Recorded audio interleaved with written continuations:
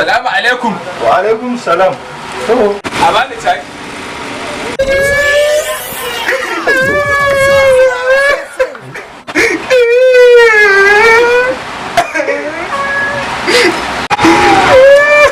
Yawan lafiya kawai ka zo ka ishe mutane da kukan mace. Caji aka aiko ne karɓa ina da sautin ta wata wancan ta wata. To ban da shashasha ne kai ba sai ka je ka tambayo ka dawo ba. To shi ke da wani je tambayo.